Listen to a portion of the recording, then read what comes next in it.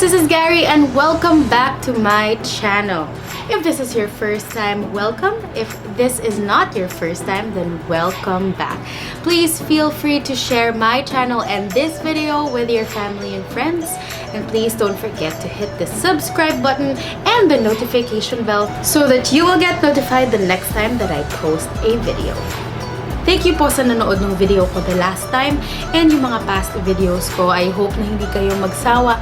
If nai-entertain ko kayo, please stay and watch until the end of this video.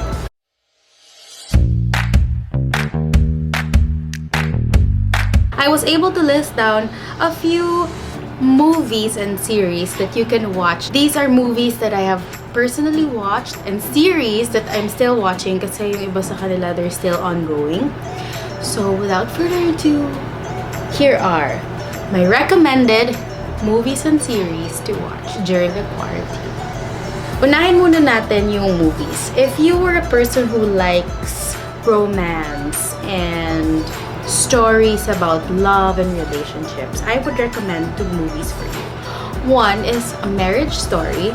Ito yung poster. And the other one is All the Bright Places. Ito yung poster.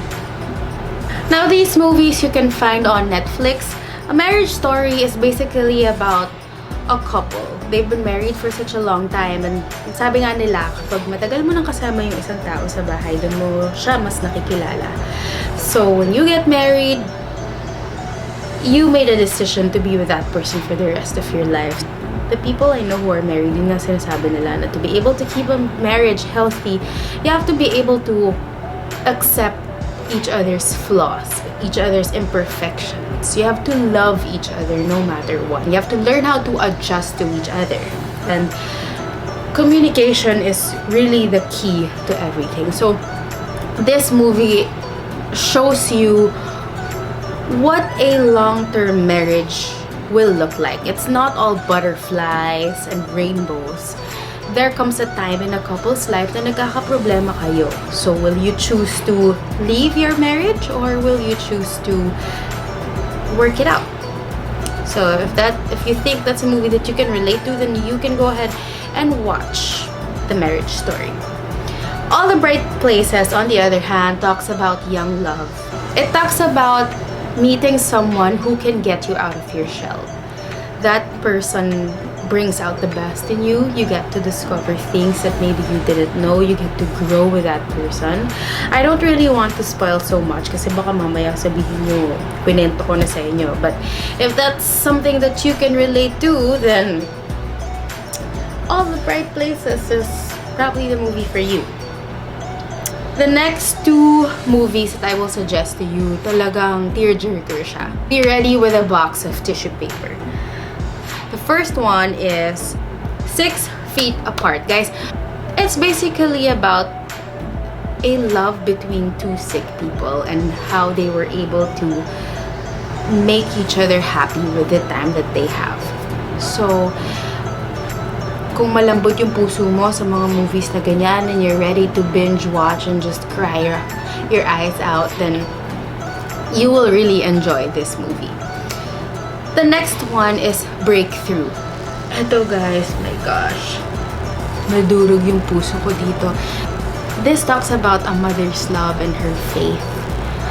They're a Christian family. They adopted a little boy. They couldn't have kids. So, she finally got what she wanted. And then the kid gets into an accident and he dies on the table. So, all she could really do was ask God and pray so hard na isalba yung anak niya. And with so much faith and with his friends' prayers and everyone's prayers from the church, gumaling yung bata.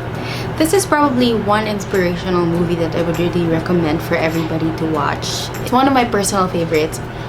Meron akong isang part doon na sobrang kinilabutan ako. It's the scene where it's been days na everybody has been praying for the kid and his friends gathered outside his hospital room window and they just started to sing Oceans.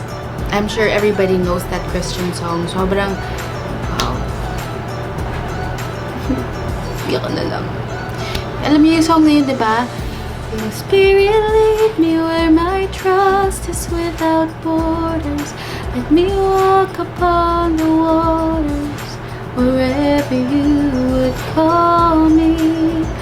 Take me deeper than my feet could ever wander, and my faith would be made stronger in the presence of my Savior.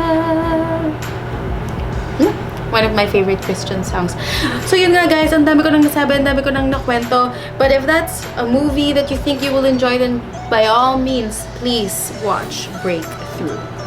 Last but not the least, for just the movies, if you want to watch something that's relatable to the epidemic that's happening to us, you can go ahead and watch Contagion. I believe nag-showing siya ng 2011, pero it's creepingly similar to what's happening now. Up next is 5 series that you can watch. If you are the type of person na mahilig manood ng mga series tungkol sa mga doktor or something that's related to the medical field, then there are actually 3 series that I'm currently watching that you can also watch. Number 1, Grey's Anatomy. Of course, sino bang hindi nanonood ng Grey's Anatomy? If you haven't started watching it, then this is probably the best time for you to watch from the first season until the current season that they're on. Medyo mahaba-haba yung habulin you guys. Number 2 is The Good Doctor. It's an original K-drama. It talks about a very good doctor, very good surgeon who has autism. So he's very special in a way na his memory is very good enough for him to be a great surgeon.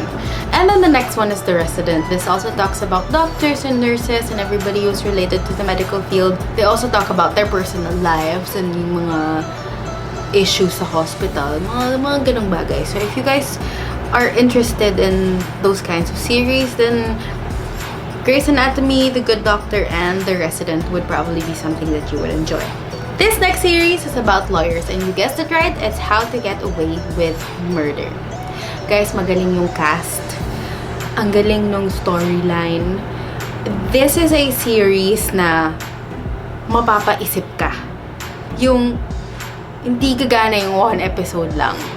It's pag pinanood mo yung isang episode at natapos yung isang episode, you're going to be so curious what will happen in the next episode na you have to watch it.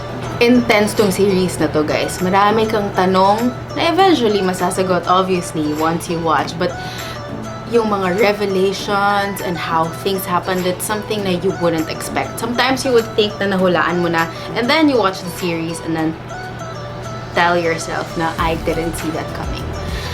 So guys, I recommend that you guys watch How to Get Away with Murder. And last but not the least for my recommended series, if you guys are close to your families, which is every Filipino family here in the Philippines, please watch This Is Us. Mandy Moore is very good here. I loved her since the day that I watched her sa A Walk to Remember. And you will see a different Mandy Moore here. More mature, more grown. This is a movie about family. So it talks about a couple and their triplets. And I don't want to say anything again because I might spoil it. But it's really about a story of a family. Literal na This Is Us. It talks about their family. Some of you guys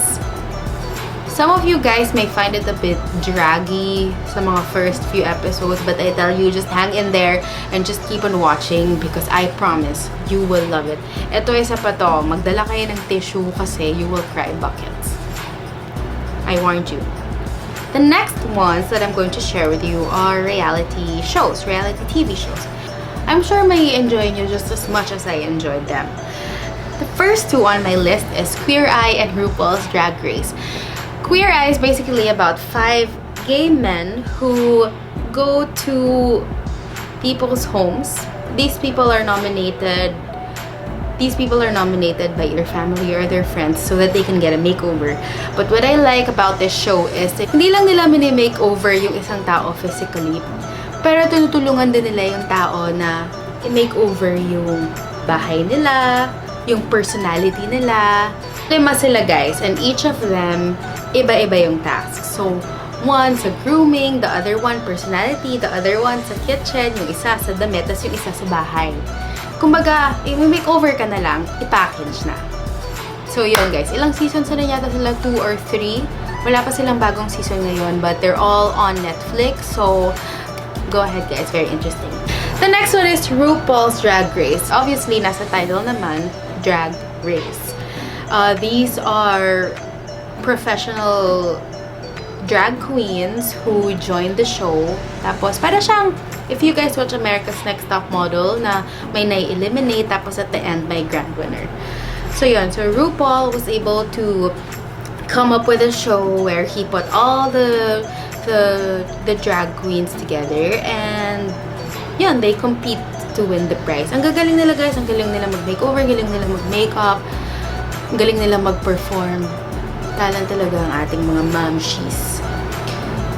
Next, the next one that I'm going to suggest is Explain. The only reason why I put this on my list, because they have an episode, yung latest episode ngayon, on coronavirus. So if you really want to know about this epidemic, and if you really want to know about this certain virus, the coronavirus, then go ahead and get on your Netflix account and watch Explained. And if you don't get it, ewan ko na lang guys. They pretty much explain what the coronavirus is and what it does and what it can do. So if you still don't believe in the coronavirus, because I'm sorry to say this, but a lot of people, dami pa ring pasaway, they don't believe na matatamaan sila. I'm not saying na lahat matatamaan, but we don't want for it to get there, right?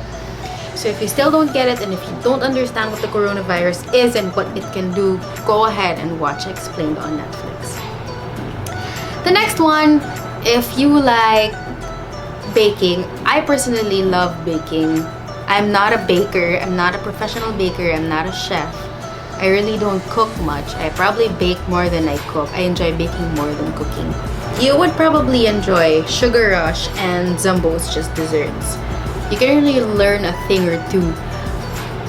Again, the only thing that I bake are cookies and cakes. I can't make fondant or anything like that. But if probably kung kaaralin mo siya, you would get it. But nakakaaliw lang. If you find it entertaining to watch cooking shows and baking shows, then Sugar Rush and Zumbo's Just Desserts are probably the TV shows that's for you, that you can watch. The last one, if you're a very business-minded person and if you want to get some marketing techniques and how to sell your product, or some ways how you can be good in business, and if you just want to learn about how a business works or what businesses can work, then Shark Tank is probably that TV show for you. And last but not the least, guys, of course, I will not forget, and yes, I am a K-drama fan. Dati, guys, hindi niyo ako mapanood ng K-drama kasi nga, truth be told, tinatamad talaga ako magbasa ng subtitle. Sorry po. Tinatamad talaga ako kasi minsan may habit ako na habang nanonood ako, gusto ko nagte-text ako or may iba akong gagawin. Wala, multitasker. But you know, K-dramas would require for you to just sit down or relax in bed or whatever, wherever you watch, the most comfortable place that you can watch and read subtitles. But once I started watching K-drama, I just couldn't stop. There are times that I admit I take a break and then I go back. I go back to either watching the series that I'm currently watching, or once I'm done, I rest and then go to another series. But the first ever Korean drama that made me love K-drama is Legend of the Blue Sea. I watched this with my little sister, but she's not little anymore. She's taller than me. But anyway, we have a love for mermaids. So, nung nakita ko nga yung K-drama na to and my friend told me about it, pinanood ko. Sabi ko sa kanya, panoorin namin together. And yun nga, nagustuhan din niya, but I was the one na nagtuloy-tuloy siya. Medyo tumigil siya manood ng K-drama. And then the other one that I like, I know that they did a Filipino adaptation to this, Descendants of the Sun. I believe it's still playing. It's currently playing until the whole virus happened. So, I love that too.